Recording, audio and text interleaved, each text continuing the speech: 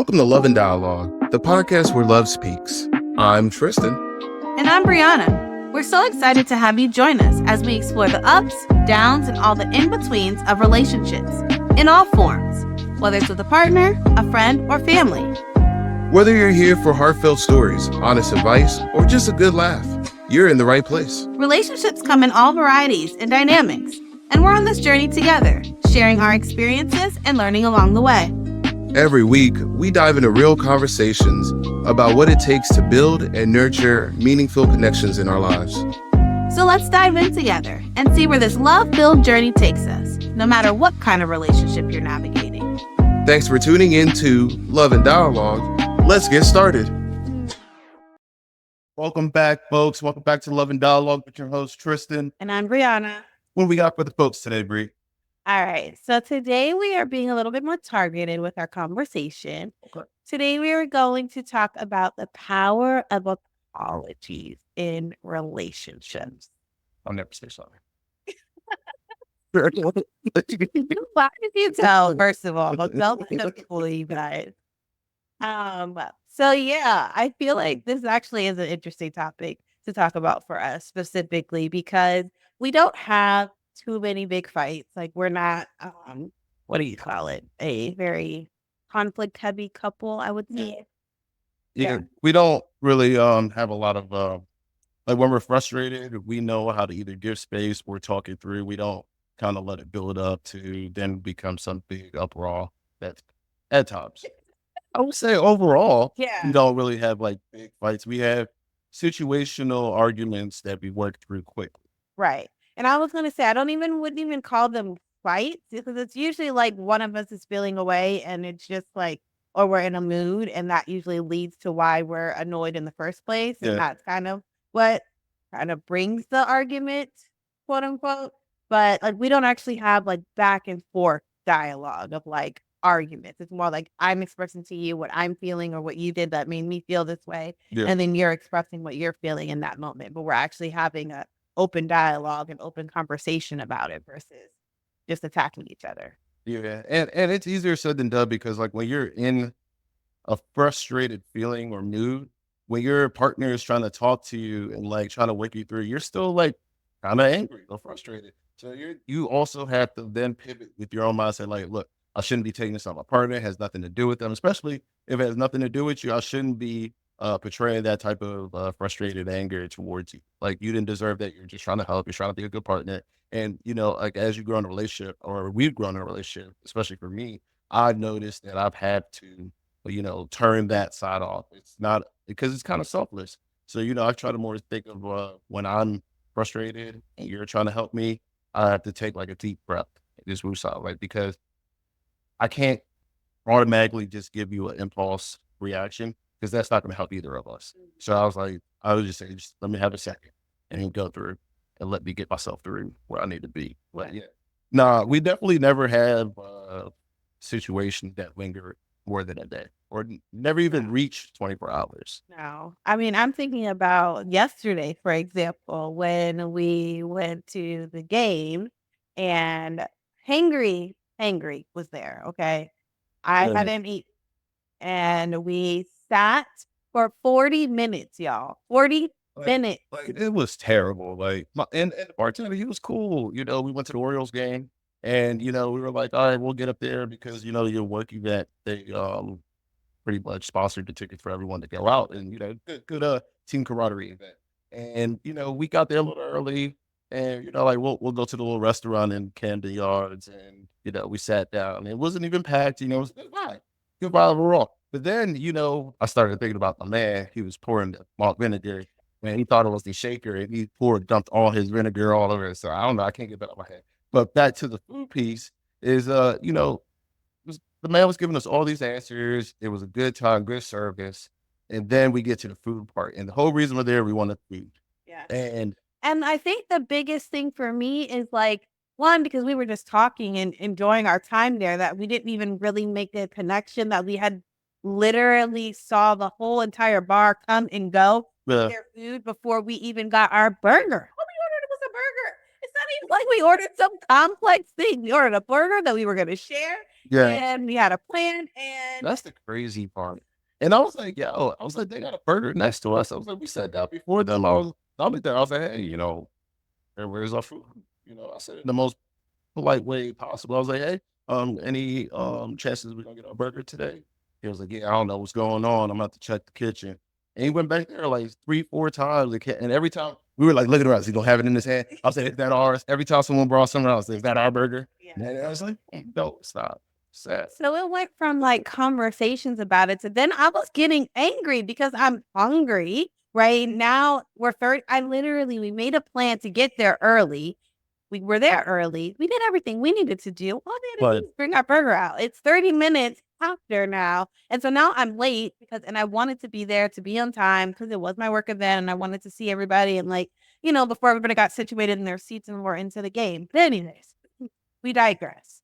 The point of the matter is that I got upset because I was annoyed. I was hungry and he didn't have my burger and he couldn't give me an answer of why he didn't have my burger, which is also was pissing me off even more if I'm being honest. So then that leads to we get our whole check. It's fine because then they bring the burger, guys, and the burger has cheese on it. And for those of you who know me, I don't eat cheese. I'm dairy free. So it specifically says specifically still. no cheese.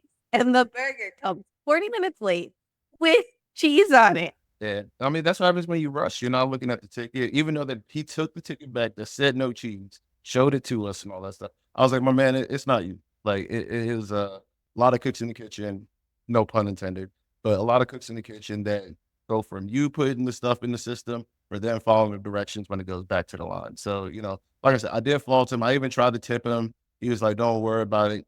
Get you next time. You got nice version. He got the nice version from me Yeah. because I was done.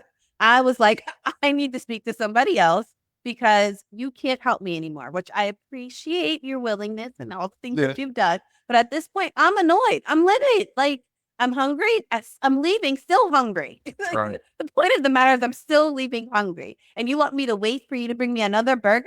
How can I trust you to bring me a burger quickly after I waited 40 minutes? Yeah. I think the second inning by now, we had some good seats, so we were wasting valuable viewing time of the baseball game. But hey, that was definitely a frustrating time. And I was trying to be a supportive partner. I was like, I don't know. I didn't know how to make it right because I was hangry too. Yeah. And so I was done. It was over and I wanted to just get out of that space because I didn't want to say or do something I regretted. No, you can. I was like, are you gonna wait for me?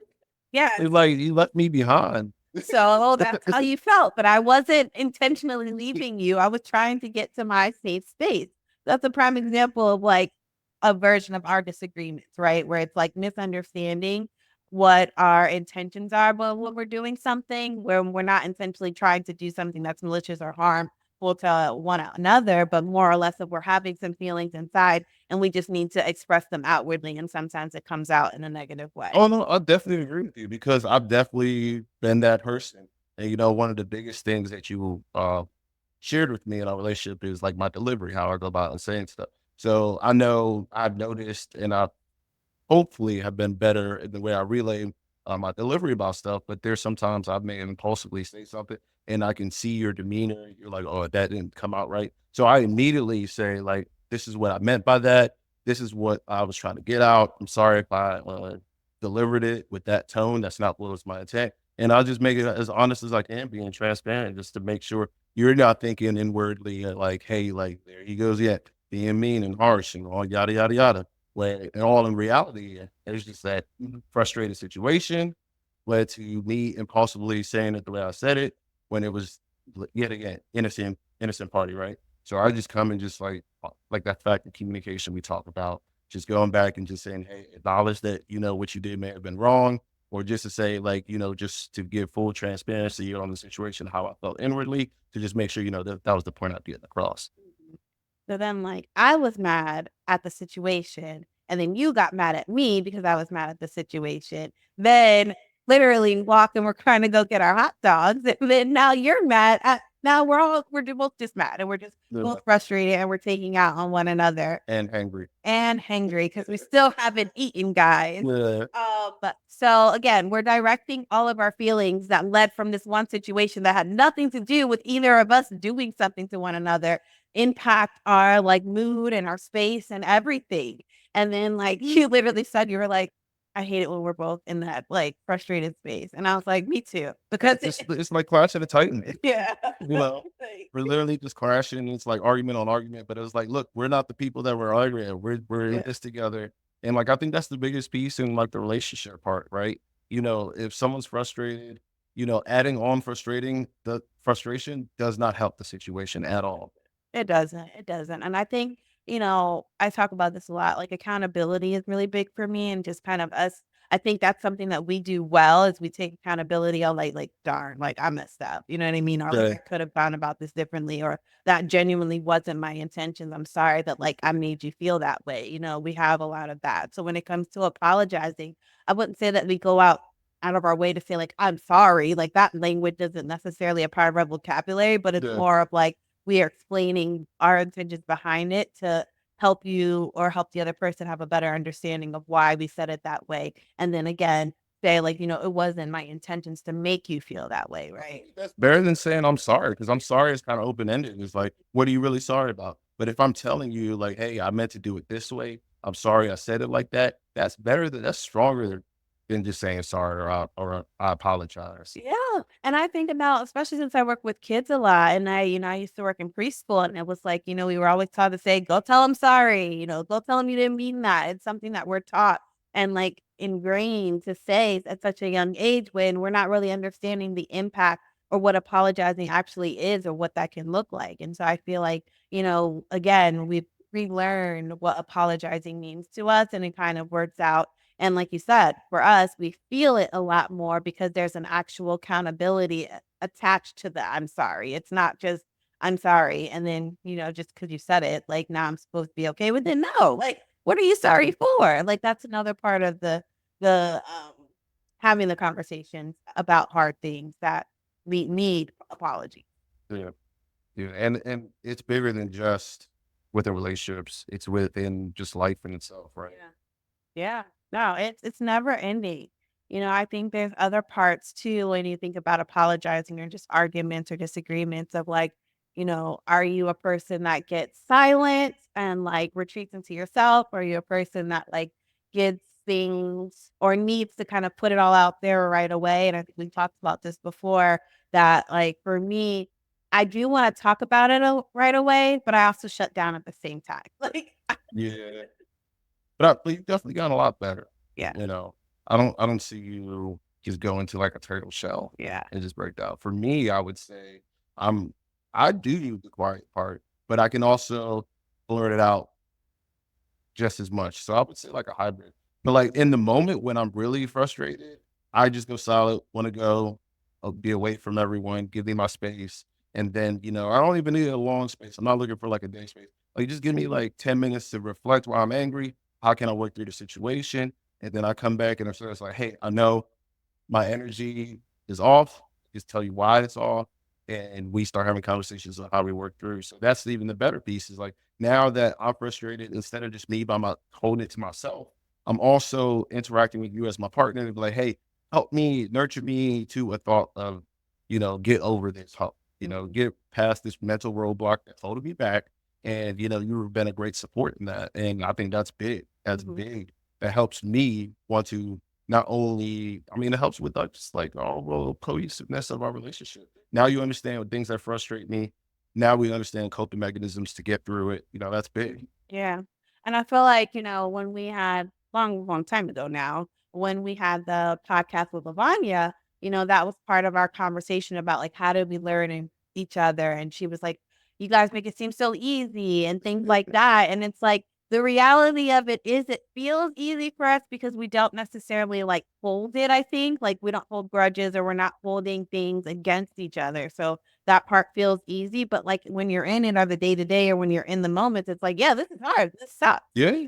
I'm like, "I don't wanna feel like this, and I don't want, us to be in this space," but for whatever reason, we got here, and then it's like, because we've learned each other and learned what we need in those times, I feel like we move through those moments a lot quicker than maybe if we didn't take the time to actually learn what our little quirks are, what kind of makes us go, or what helps us in those moments. If we never learned that about each other or really been intentional in that, then we would just be, it would be no good. Well, you know, Good. well, how do you work through your struggles with your partner and your family members, your work colleagues? You know, drop it in the comments, you know, share it out to everybody. And you never know, you might help someone that's reading your stuff. If you're hearing our stuff and it's helped you, then kudos level down low is coming. Well, yet again, we're your hosts, Tristan. And I'm Brianna. Thank you again for tuning in to 11 and Down Low.